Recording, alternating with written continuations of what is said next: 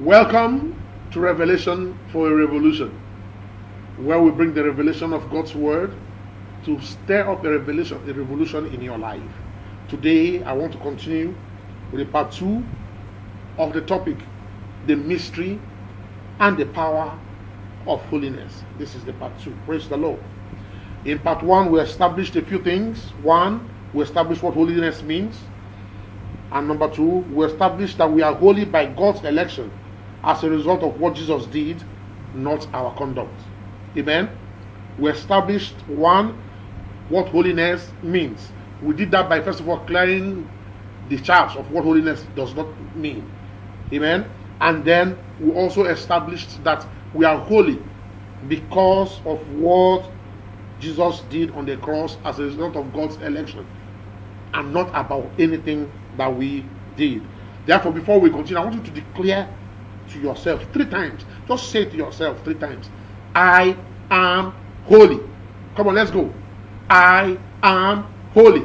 Again, I am holy. One more time. I am holy.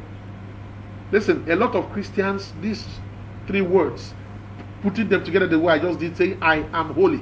Listen to me. A lot of Christians do not have the freedom to say it.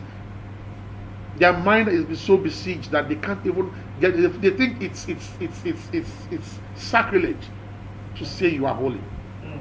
They think it is. But I thank God that He has given you the grace and the understanding that you are holy because He made you holy. Praise the Lord.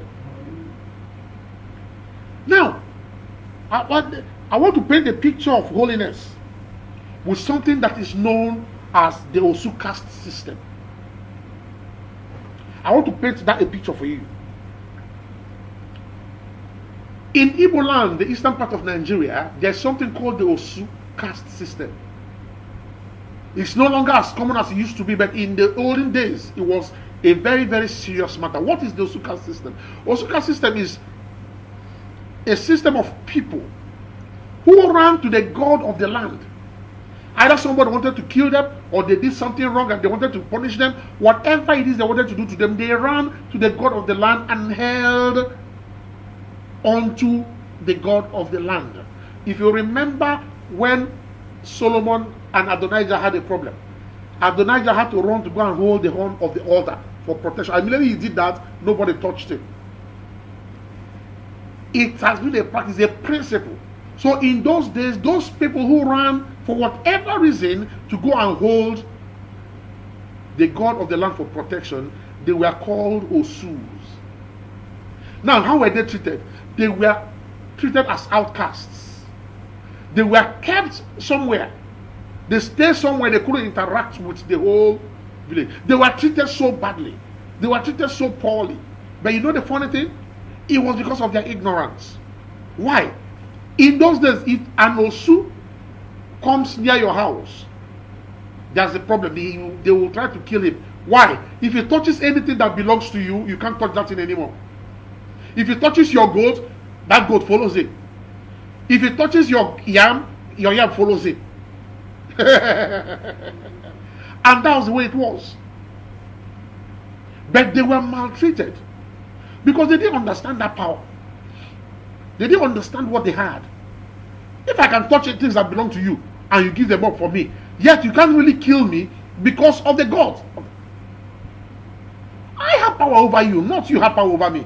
Unfortunately, the Osus of that time, they didn't understand it. So they were the ones that were locked up in a certain place. They were the ones that were intimidated. And it's acting to the way Christians were treated in the early days of Christianity. The SUs of those days were the ones that people were mocking. But thank God now we are coming to know who we are. Hallelujah. So that was the situation with those Osus. Amen. They were outcasts because they ran for refuge in the God of the land, to go and hold onto the God of the land.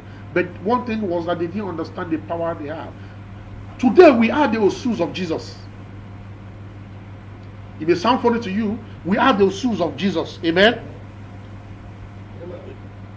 Let's look at the book of Hebrews chapter 6 verse 18. The book of Hebrews chapter 6 verse 18. And I read that by two immutable things, in which it is impossible for God to lie, we might have a strong consolation, who have fled for refuge to lay hold upon the hope set before us.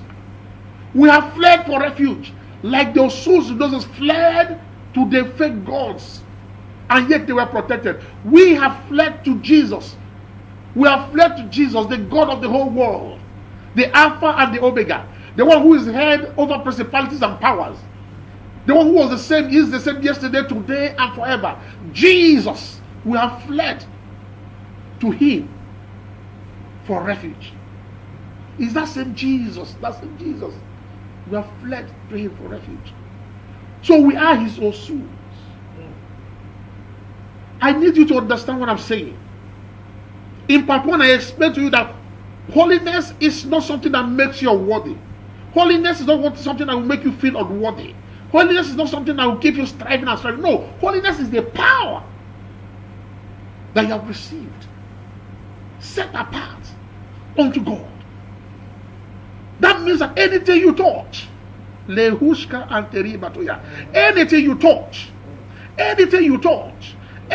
touch must follow you. No wonder God said in the book of Joshua chapter 1 verse 3, he said, wheresoever the sole of your foot will tread, there have I given you. Listen, he didn't say, there I will give you. He said, there have I given you. That means even before your leg was treading, it has already been decided. All you need to do is to touch it, and you claim it.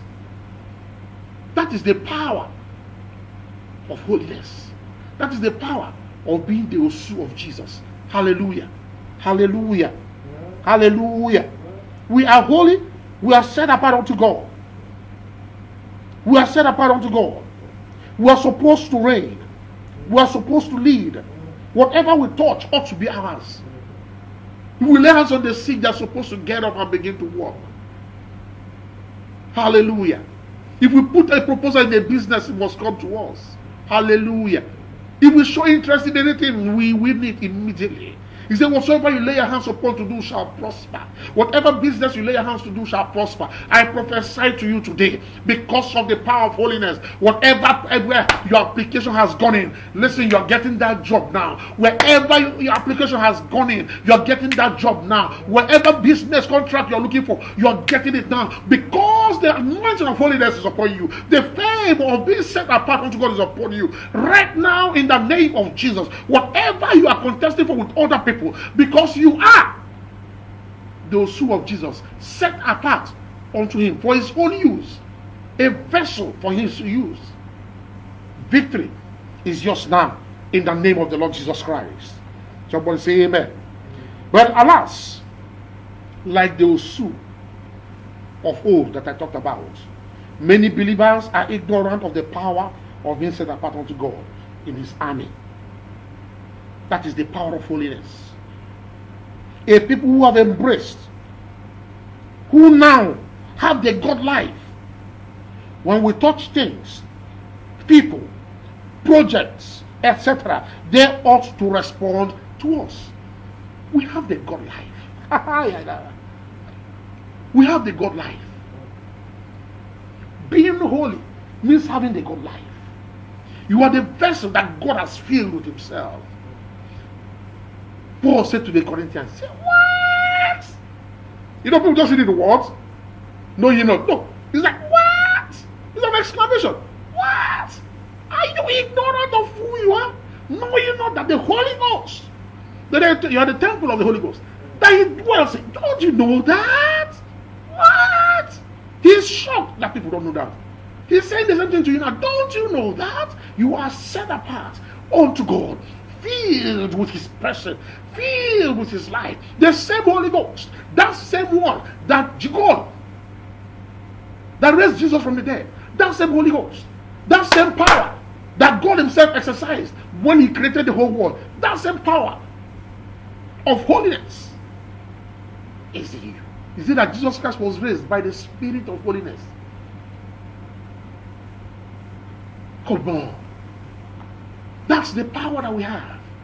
That's the value that we have. There is a mark that is on us, a mark of holiness. He said, touch not anointed. The Bible says that he said they went from place to place. He suffered no man to do them wrong. He rebuked kings for their sake, saying, touch not my anointed, do my prophets wrong. That means touch not the ones that are holy unto me. Touch not the ones that are set apart unto me. Listen, the power of holiness assures you victory.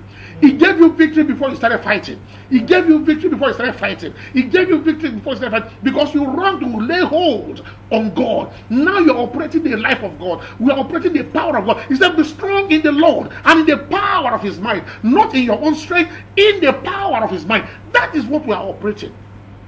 Hallelujah. That is what holiness means. That is what holiness means. That is what holiness means. Holiness is not a cane. It's not some sword dangling over your head, telling you how bad you are, telling you how unqualified you are, and then forcing you to come and start beginning to strive, to come and meet something that God saw that you couldn't meet. Therefore, he sends Jesus to come and meet it for you. Now you are trying to meet it, struggling, abandoning the one, the efficacious work that Jesus did for you. And someone has convinced you to begin to strive. No wonder you're so sad. No wonder you're so unhappy. Because you will never be able to make it on your own. Jesus made it on your behalf. And you are set apart unto God. That's your power. That's your covering. Holiness is your covering. Holiness is your protection. Holiness is the mark of God on you. He said, this is my servant David. I have found him. I have put my mark on him. I have put my oil on him. He said that the sons of wickedness will not oppress him. Enemies will not mess him up. Hallelujah. The mark of holiness is on you. The power of holiness is available to you. It is not supposed to be something to make you struggle with life, make you miserable. Listen, don't listen to anybody who tells you, be ye holy, and interprets it to mean that you go and start walking and walking and walking. The Bible says that anybody that depends on his own works has fallen from grace. Grace is not available to that person. And because you will never be able to do it on your own, because he said if you fail in one, you have failed in all. That's why he sent Jesus Christ. And Jesus Christ paid the price. And he put on us the garment of holiness. In the book of Zechariah chapter 3, the Bible says that Joshua's garment was filthy. And the devil was there. He said, take away the filthy garment and put something clean on him. Put holiness on him. Holiness has been put on you. Your head will remain filled with oil, and your garment will remain white, because God made it so, not because he made it so. You don't have what it takes to make it so. Hallelujah. Hallelujah. Don't turn holiness into a cape that weakens the believer. Don't do that. Don't turn holiness into a campaign that weakens the believer, that makes the believer confused. In the name of the Lord Jesus Christ, I pray that you receive this light. I pray that you receive this light. I pray that you receive it. And you do not belittle or limit the great work the Lord Jesus Christ did for you on the cross of Calvary. Don't let anybody, the Bible says, don't let anybody judge you in keeping of holy days or worshiping of whatever. Don't. Jesus Christ has done it all. You are holy. You are holy. You are holy. Come on, say it again. I am holy. Say it. I am holy. Say it again. I am holy. Listen to me. If you're saying it but you're not born again, then it is wasted on you. But if you want, now is an opportunity for you to give your life to Jesus Christ, so that you too can boldly say, I am holy. Let me just pray with you now. Say, dear Lord Jesus, I believe in my heart that you are the Son of God, and you came to this world and you died for my sin, and you were raised for my justification. I invite you now into my heart and my life as my Lord, my Savior, and my healer. I am born again. Thank you for saving me. Listen, if you prayed that prayer, that may sound so brief and so, but it's all that you did, because the grace of God is on it. Amen. It's not by you how much you pray, it's not how much of your works. It is by keying in simply to that which is the finished work of Calvary. I welcome you to the family of God. I welcome you to the family of God. Holiness is who you are. Holiness is not what you do. But hear me again. Because you are holy, you must manifest the life of holiness. Until I come your way again, my name is Chris Murphy Ikotoye. Please hear me. If you are listening to me, via Facebook, please share this message. People will need to hear this. People will need to understand. Let them get a balanced understanding of what it's all about. Share this message. If you're watching me via YouTube, please click on the subscribe button. Don't just go away. Click on the subscribe button. Drop a comment. Drop a comment. At least to encourage us to know that we are being a blessing to you. Or if you have a question to ask, drop a comment. Until I come your way again, stay in the loving grips of our Lord Jesus Christ. Thank you, and God bless you. Bye.